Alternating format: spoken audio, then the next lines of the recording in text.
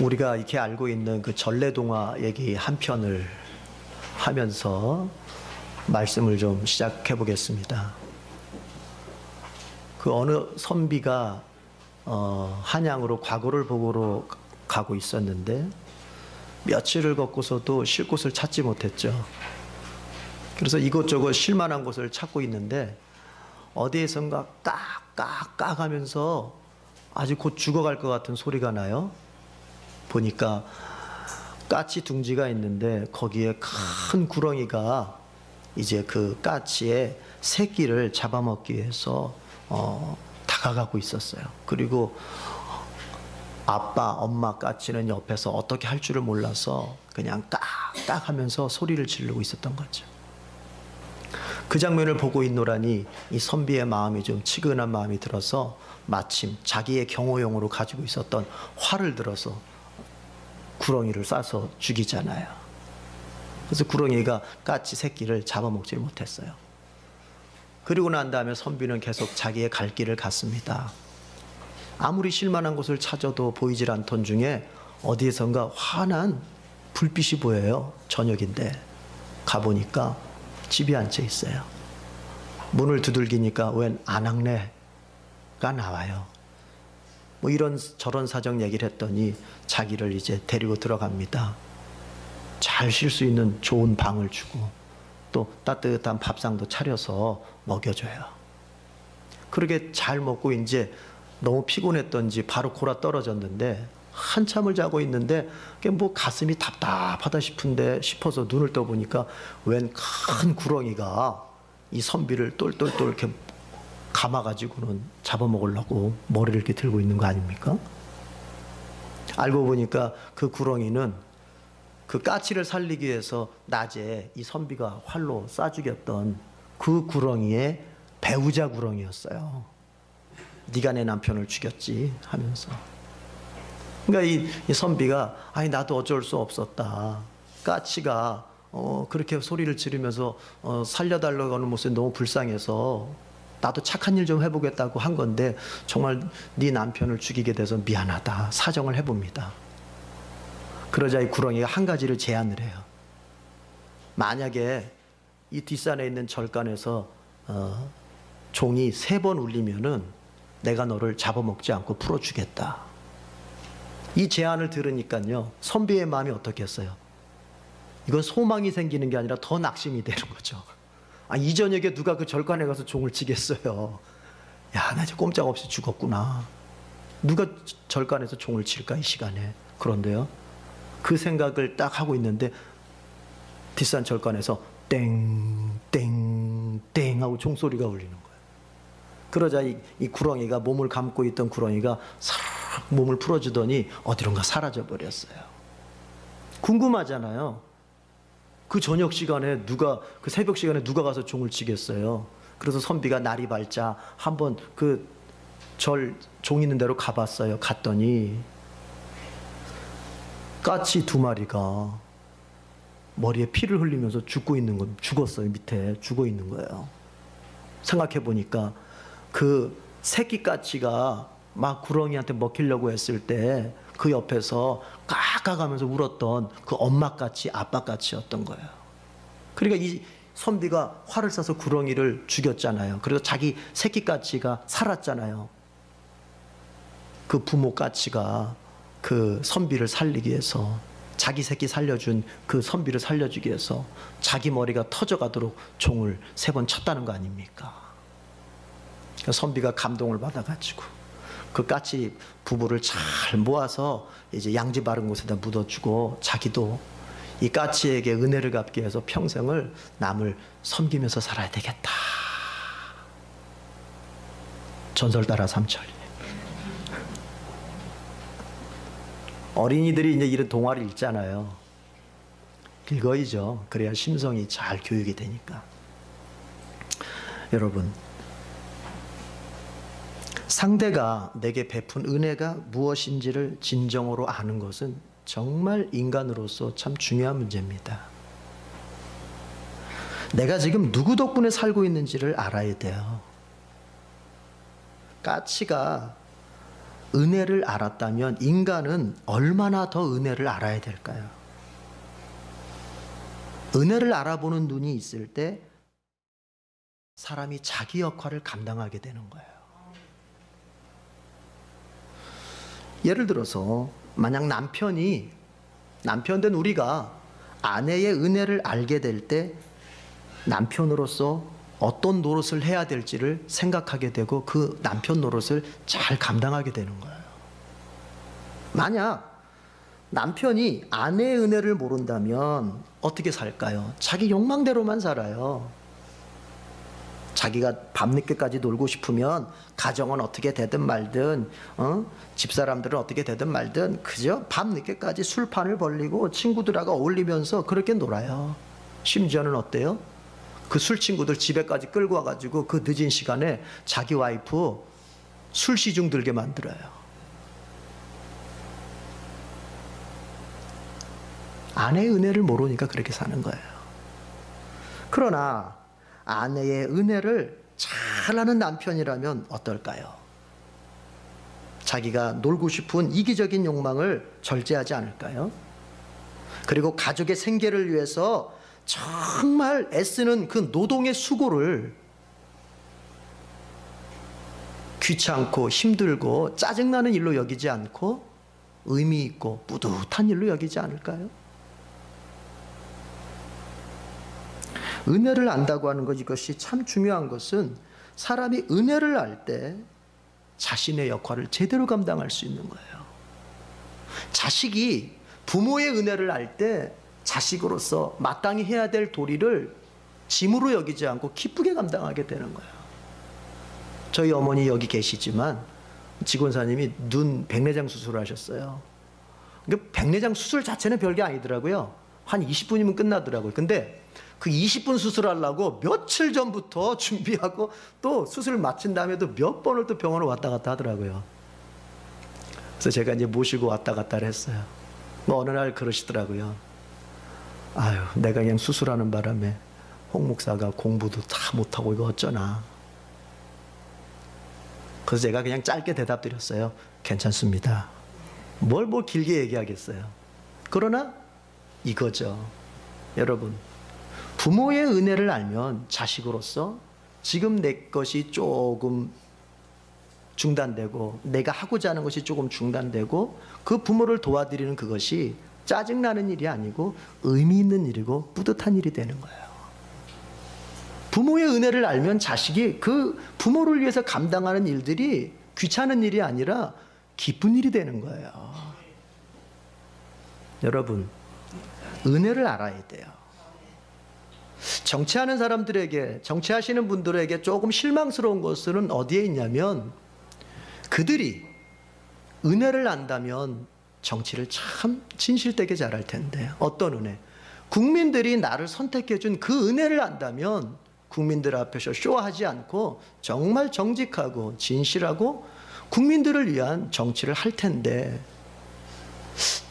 다 그렇지는 않겠지만 상당수의 부분이 국민들이 자기를 선택해 준 그 은혜를 잘 모르는 것 같아요.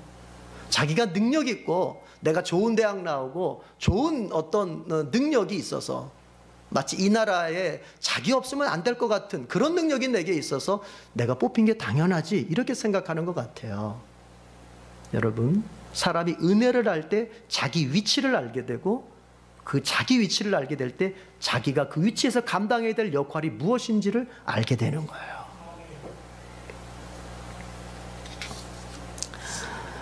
기독교인과 비기독교인의 가장 큰 차이점이 어디에 있을까요? 여러분이 생각할 때 기독교인과 비기독교인이 어디에서 가장 차이가 날까요? 그것은 아마도 인생의 최대의 관심사가 무엇인가? 바꿔 말하면 인생에서 가장 큰 문제가 무엇일까? 를 바라보는 그 관점이 다르다고 저는 생각합니다. 예수님을 믿지 않는 비그리스도인들이 생각하는 인생에서 가장 큰 문제, 가장 큰 관심사, 그것이 뭘까요? 몇 가지가 있겠죠? 그러나 기독교인이 생각하는 인생에서 가장 큰 문제, 기독교인이 관심 가져야 할 최대의 이슈, 이건 달라요. 기독교인에게 있어서 가장 큰 문제는 뭐냐면 사람이 어떻게 하나님과 올바른 관계를 맺을 수 있는가, 이게 가장 큰 관심사예요. 처음에 우리 모두가 그렇습니다. 처음에는 우리가 예수님을 믿기 시작한 그 동기가 정말 하나님과 나와의 바른 관계, 어떤 하나님과 나와의 어떤 연합, 이런 좀 더 신앙적이고 좀 더 높은 수준의 것이 아닐 수 있어요. 내가 몸이 아파서 교회 나가면 좀 몸이 좀 낫는다니까 교회 나올 수 있어요. 경제적으로 어려운 사람들이 예수 믿으면 경제적으로도 복 받는다고 하니까 그렇게 나올 수 있어요. 하루하루 살아가는 게 인간관계에 참 외로움을 느꼈는데 교회 가면 사람도 만날 수 있고 좋다니까 그래서 나올 수 있어요. 괜찮아요. 그렇게 출발할 수 있어요. 그렇게 원래 또 출발하는 거예요. 그런데 그가 그렇게 신앙생활을 시작했을지언정 점점 그 신앙생활에 시간이 가면서 그의 관심사가 점차 옮겨지게 됩니다. 관심사가 점점 옮겨지게 돼요. 어떻게 옮겨져요? 나와 하나님 사이의 그 관계가 어떻게 하면 정상적인 관계, 하나님과 나 사이의 관계가 어떻게 하면 단절되지 않고 연합된 관계, 어떻게 하면 이 세상에서 하나님과 내가 함께하며 내가 평화를 누리고 그분으로 말미암아 내 영혼과 삶이 정말 보호를 받는 그런 연합된 관계, 그런 관계를 만들어 갈 수 있을까? 그거에 관심을 갖게 되는 거예요. 마치 그거는 저거와 같아요. 우리 지금 결혼하신 분들이 이제 상당수인데 처음에 우리가 결혼할 때 배우자를 볼 때는요, 어때요? 그 배우자에 대해서 뭔가를 깊이 다 알아가지고 결혼한 건 아닐 수 있어요. 어떤 분은 알아서 결혼할 수도 있겠지만 대부분이 그렇게 안 하죠. 어때요? 딱 보니까 얼굴이 예뻐, 좋아, 결혼하자, 그럴 수 있어요. 뭐 그게 뭐 잘못됐습니까? 여기 계신 분들은 얼굴이 안 이쁘셔가지고 그럴 수 있잖아요. 얼굴이 예뻐, 남자가 봤을 때 얼굴이 예뻐, 그렇게 시작할 수 있어요. 그런데 여러분, 시작은 그렇게 해도 평생을 얼굴이 예뻐 그거 하나 가지고 결혼 생활해요? 아니잖아요. 얼굴 예쁜 거 딱 얼마 가요? 3개월 가요. 3개월. 알잖아요. 얼굴 예쁜 거 3개월 가요. 3개월 지나면 그 얼굴이 그 얼굴이에요. 그렇죠? 그러나 결혼 생활이 계속 지속되는 가운데에서 그 결혼 생활을 지속하게 만드는 게 뭐예요? 이제 나와 부부의 연을 맺은 이 사람과 내가 어떻게 하면 좋은 관계, 깊은 관계, 사랑의 관계, 연합된 관계를 이루어갈 것인가, 이제 거기에 관심을 갖고 그런 쪽의 일들을 만들어 가려고 그렇게 결혼 생활을 해가게 되잖아요. 이해가 되십니까? 네. 하나님과 우리 사이도 마찬가지란 말이에요. 처음에는 이 세상에 있는 어떤 문제 때문에 내가 그 하나님을 찾고 하나님과 함께하는 삶을 시작할 수 있어요. 괜찮다니까요. 그것을 가리켜서 왜 교회에 그런 기복주의적인 걸 가지고 왔느냐, 이렇게 말해서는 안 돼요. 시작은 그렇게 할 수 있는 거예요. 그러나 신앙의 시간이 더해가면서 이제 어떻게 돼야 돼요? 정말 하나님과 나는 바른 관계에 놓여져 있는가, 정말 하나님이 원하시는 것으로서 나는 신앙하며 그와 함께하고 있는가, 우리는 깊이 생각해 봐야 되죠. 그래서 기독교인의 최대 관심사는 하나님과 내가 어떻게 하면 올바른 관계에 설 수 있느냐 하는 것으로 점점점 채워지게 되는 거예요. 오늘 본문의 말씀은 바로 그런 궁금증을 가진 사람들에게 답을 주는 겁니다. 죄인인 내가 완전히 거룩하신 하나님 사이에 어떻게 아버지와 자녀의 관계를 맺을 수 있단 말인가? 이 질문에 대해서 답을 주고 있는 거예요. 따라합시다. 하나님과 내가 어떻게 관계를 맺을 수 있는가. 네.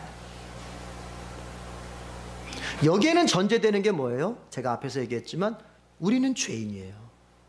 하나님은 죄 한 점 없는 거룩한 분이에요. 그래서 그것은 극과 극이에요. 이 극과 극의 두 존재가 어떻게 연합된 존재를, 함께 동행할 수 있는 존재를, 관계를 어떻게 함께 살아갈 수 있는 그 관계를 만들 수 있느냐 하는 거예요. 우리가 만약에 죄 한 점 없고 우리 역시도 거룩한 존재라면 문제될 게 없죠. 그러나 우리는 우리 자신이 더 잘 알아요. 우리는 우리 자신이 더 잘 알잖아요. 얼마나 내가 죄악되고 얼마나 내가 거짓되고 내 속에서 얼마나 더러운 것들이 나를 늘 붙잡고 있는지를 더 잘 알잖아요. 이런 내가 이런 더러운 것을 단 눈꼽만큼도 용납하실 수 없는 그 공의로우신 하나님 앞에 우리가 어떻게 연합된 관계를 만들어 갈 수 있느냐 하는 거예요. 하나님의 그 두려운 심판대 앞에서 거기서는 죄라고 하는 것은 결코 어떠한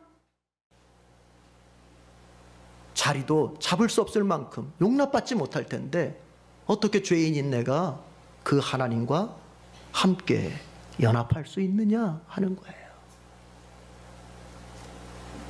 먼저 바울은 오늘 본문 속에서 로마서 전체를 통해서 이런 얘기를 해요. 유대인들의 대답이 있다는 것입니다. 유대교를 믿는 유대인들의 대답, 그것은 뭐냐? 인간이 하나님과 관계를 정상화시킬 수 있는 길은 뭐냐면 하나님이 지키라고 주신 율법을 완전히 지켜내면 된다, 이렇게 얘기를 해요. 참 말은 쉽죠. 하나님이 지키라고 주신 율법 완전히 지키면 하나님과의 관계는 정상화된다는 거예요. 말은 쉽다니까요. 근데 문제는 어디에 있어요? 인간은 불완전한 존재라 하나님의 율법을 100% 지켜낼 수가 없다는 데 있습니다.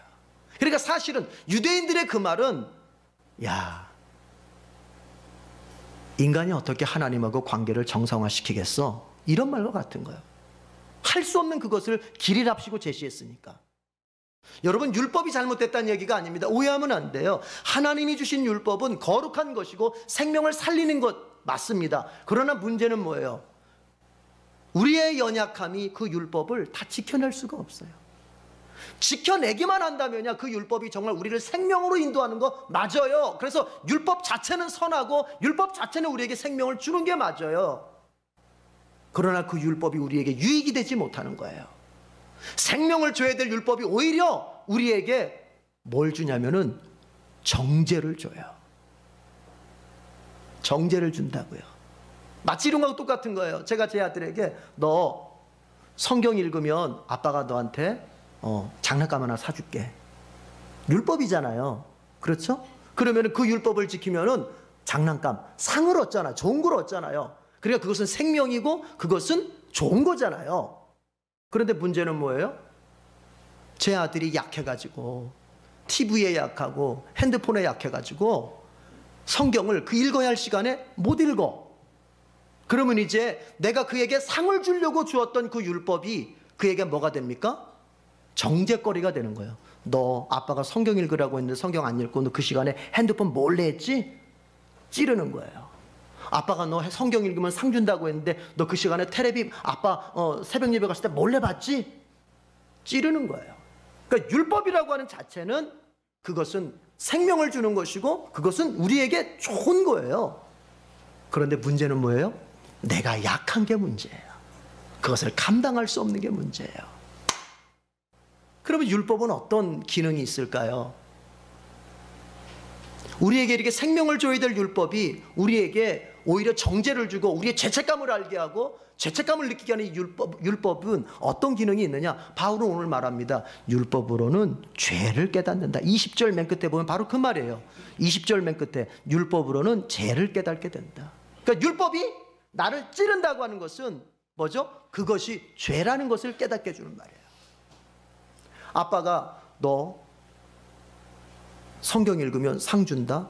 근데 그걸 못 지켰을 때 이제 어때요? 그게 찌르는 말이 되잖아요. 너는 성경을 읽지 않고 TV를 본 놈이지. 너는 성경을 읽지 않고 핸드폰을 한 놈이지. 그거 찌른다는 건 뭐예요? 아, 그게 잘못된 거구나. 그게 죄구나. 율법은 바로 이런 기능이 있는 겁니다. 자, 그렇다면 유대인들의 얘기는 그거예요. 바로 그렇게 하나님이 주신 율법을 100% 감당해내면, 100% 지켜내면 그거로써 인간은 구원받고 하나님과 정상적인 관계를 유지할 수 있다는 거예요. 근데 문제는 어디 있다고요? 인간은 그것을 100% 감당해낼 수가 없다는 데 있어요. 그러면 인간에게는, 죄인된 우리에게는 하나님과 관계가 회복될 수 있는 길이 영원히 없다는 얘기입니까? 그렇지 않은 거죠. 그렇지 않다는 거죠. 우리에게는 또 하나의 길, 아니 유일한 길, 다른 길이 있어요. 그게 뭐냐? 그게 바로 21절 읽어보세요. 21절 22절 다 같이. 21절 22절 그 길이 뭡니까? 21절 22절 시작. 이제는 율법 외에 하나님의 한 의가 나타났으니 율법과 선지자들에게 증거를 받은 것이라. 곧 예수 그리스도를 믿음으로 말미암아 모든 믿는 자에게 미치는 하나님의 의인이 차별이 없느니라. 하나님의 의인이 차별이 없다. 하나님의 의, 여기서 말하는 하나님의 의가 정확하게 어떤 뜻인지에 대해서는 사실 확정하기는 쉽지가 않아요. 그러나 학자들은 대략 두 가지를 추론할 수 있어요. 이 하나님의 의라고 하는 것은 하나님이 인간에게 주시는 의를 말하는 것이다. 첫 번째. 또 하나는 오직 하나님 앞에 세울 수 있는 유일한 의다 해서 하나님의 의. 뭐 어떤 거든 좋아요. 그러나 그것이 분명한 의미는 뭐냐면 인간으로부터 나오는 것이 아니라 그것은 하나님으로부터 오는 거예요.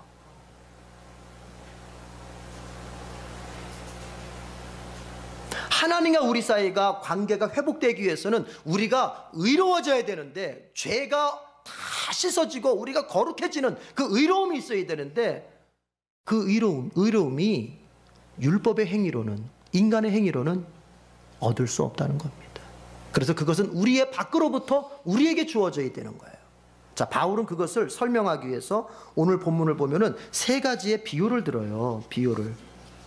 첫 번째 비유가 뭐냐면 24절 다 같이 읽어봅시다. 24절 시작.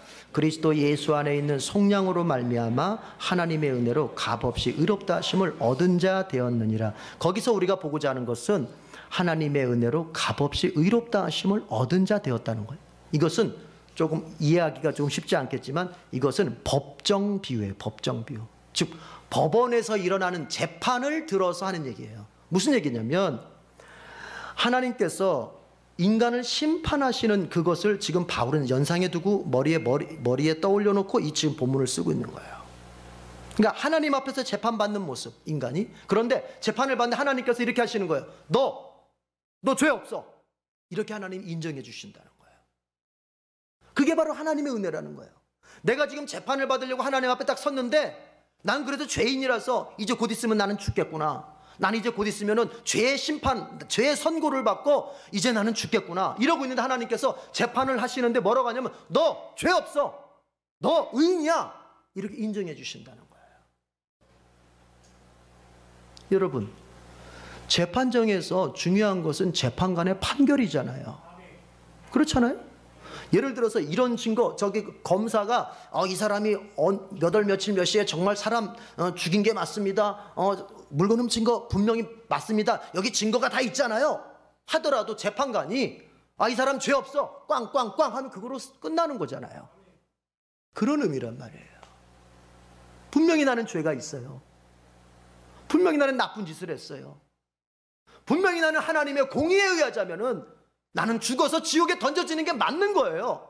그런데 하나님께서 나를 재판하시는데 너 의인이야. 너 죄 없어. 너 무죄야. 이렇게 말씀하신다는 거예요. 왜 그렇게 하셨어요? 라고 묻는다면 성경은 이렇게 대답합니다. 그게 은혜야. 그러는 거예요. 그게 뭐예요? 은혜라는 거예요. 어느 날 제 아들이 잘못을 했어요. 이제 그 아들은 아빠가 우리 아빠 성격이 이런 분인데 이제 누군 내가 매를 좀 두들겨 맞겠구나. 그런데 아빠가 불러서 내가 너 그 죄 용서해 줄 거야. 너 죄 없어. 괜찮아. 밝게 살아. 근데 그 아이가 아빠 왜 그러세요? 밖에서 뭐 돈 생기는 일 생겼어요? 좋은 일 생겼어요? 왜 그러세요? 물을 수 있잖아요. 이 아빠가 왜 그러지? 평상시 같으면 때려야 되는데. 근데 왜 그래? 그때 아빠가 말하는 거예요. 너를 사랑하니까. 너를 사랑하니까. 그게 은혜예요, 여러분. 그게 은혜. 그래서 인간의 구원이라고 하는 것은요, 그 전제가 뭐냐면 하나님의 사랑이에요. 그래서 요한이 말하는 것입니다. 3장 16절, 요한복음 3장 10절에서 하나님이 세상을 이처럼 사랑하사 그의 독생자를 이 땅에 보내주어 구원을 열어주셨다는 거거든요. 이유가 없어요. 하나님 왜 나를 죄 없는 사람으로 그렇게 봐주시는 거예요? 내가 너를 사랑하기 때문이다. 그것을 은혜라고 말하는 거예요. 지금 바울은 그 얘기하고 있어요. 하나님의 은혜로 값없이 의롭다 하심을 얻은 자 되었느니라. 사랑하는 성도 여러분, 정말 잘한 거 없어요. 어찌 보면 아직도 나는 내 삶의 어떤 나쁜 습관에서 벗어나지 못했을 수도 있어요.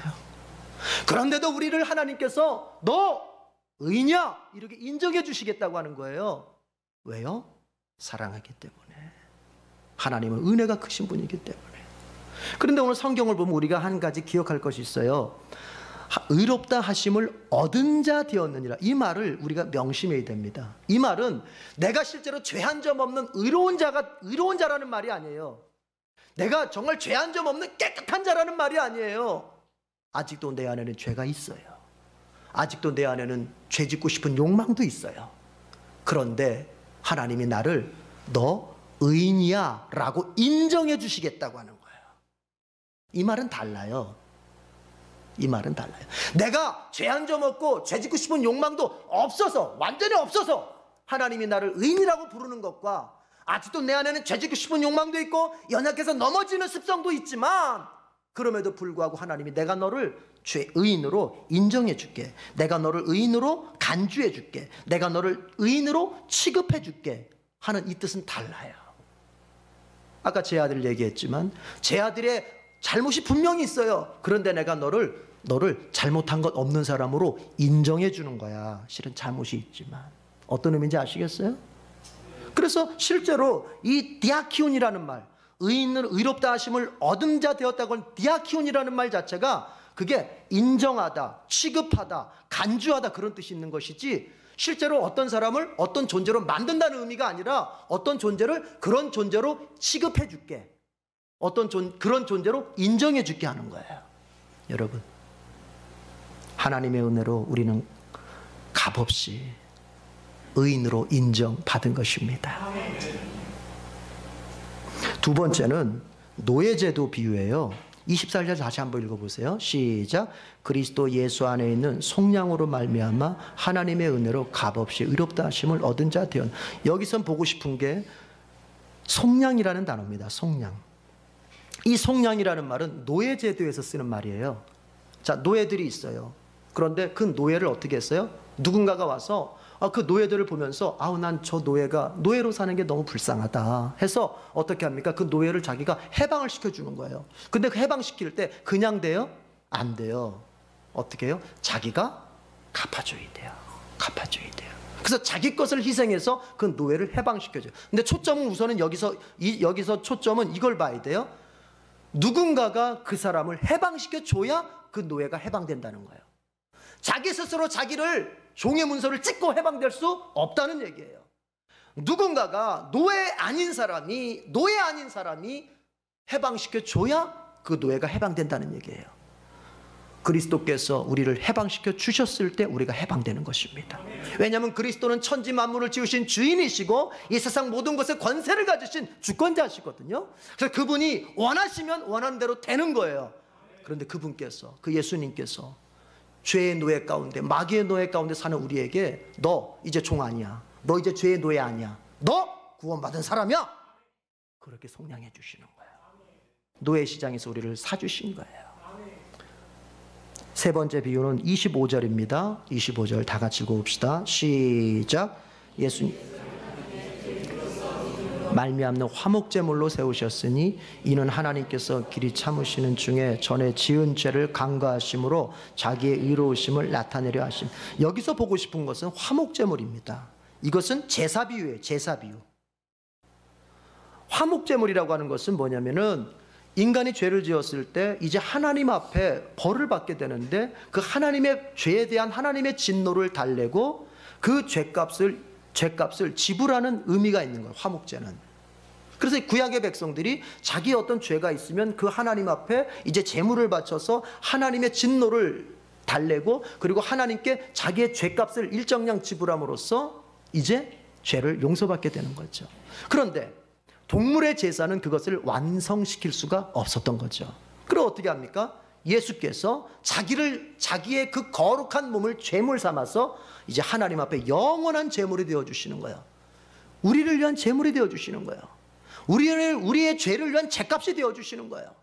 우리의 죄의 형벌을 자신의 몸에다 다 받아주시는 거예요. 그럼으로써 우리에게는 구원의 길을 열어주시는 것입니다. 이건 제사제도인데 예수님께서 우리의 죄값을 위한 제물이 되셨다는 얘기예요. 여러분, 자, 시간이 한정되어 있으니까 다 얘기할 수는 없겠지만, 이렇게 바울은 지금 우리가 우리의 행위로서 하나님과 관계가 맺어지는 구원을 얻을 수 있는 게 아니라, 이거 순전히 우리 밖에서 하나님의 은혜에 의해서 우리에게 주어지는 것인데, 그것을 비유 3가지를 들어 말합니다. 법정에서 하나님께서 우리를 의인으로 선포해 주심으로써 우리가 의인이 되는 것. 또 노예 시장에서 어떤 사람이 그 사람을 노예에서 풀어줌으로써 노예가 해방되는 것처럼, 하나님께서 우리를 죄에서 풀어줌으로써 우리가 해방되는 것이고, 그리고 그리스도께서 제물이 되어서 바쳐짐으로써 우리의 죄값이 다 지불되었기 때문에 우리는 이제 하나님 앞에 의롭게 될 수 있다는 얘기를 하고 있는 거예요. 그러면 이 모든 것의 근본적인 요소는 뭐냐? 지금 이 본문에서 말하고자 하는 이렇게 여러 가지를 얘기했는데, 이것을 통해서 말하고자 하는 핵심은 뭐냐? 여러분, 2가지를 말하고 마칩니다. 하나는 뭐냐? 구원은 우리의 것으로서는 이룰 수 없다는 것입니다. 율법의 행위로 구원을 받는다고 하는 것은 인간이 자기의 그 무엇인가로 하나님의 구원을 얻을 수 있다고 생각하는 것이고, 율법의 행위로 되지 않는다고 말하는 것은 인간은 절대로 자기 스스로의 것으로는 어떠한 구원도 이룰 수가 없다는 얘기입니다. 이것이 첫 번째요. 2번째는 뭐냐? 구원은 오직 믿음으로만 받아요. 왜 믿음으로만 받아요? 우리 스스로가 우리의 구원을 이룰 수 없을 때 우리의 구원을 위해서 누가 일해 주셨어요? 하나님이 그리스도를 통해서 일해 주셨어요. 믿음이라는 건 뭐예요? 바로 그 하나님께서 나를 위해 그리스도를 통해서 이루신 구원을 받아들이는 거예요. 내가 행한 것으로서가 아니라 하나님이 행한 것으로서 이루어진 그 구원을 내가 신뢰하고 받아들이는 거예요. 그게 믿음이에요. 그래서 구원은 믿음으로 받아들이는 것이다. 사랑하는 성도 여러분, 여러분 가운데에서는 이미 예수님을 믿어서 구원받은 사람도 있을 것이고, 아직도 예수님을 믿지 않고 정말 그런 게 어딨어, 에이 심판이 어딨어, 에이 지옥이 어딨어, 이것을 비웃으면서 아직도 예수님을 모른 채 살아가는 사람도 있을 줄 압니다. 그러나 분명한 것은 이제 우리가 구원을 받으려고 할 때는 결코 잊지 말아야 할 것은, 그 구원은 내 힘으로서는 얻을 수가 없습니다. 오직 하나님께서 그리스도의 십자가를 통해서 이루신 그 구원의 은혜를 오직 믿음으로 받아들이는 것을 통해서만 얻을 수 있습니다. 저와 여러분이 그 믿음의 반열에 서서 하나님의 구원을 받고 구원받은 자의 마땅한 그 평화와 기쁨과 소망을 누릴 수 있기를 바랍니다. 기도하겠습니다.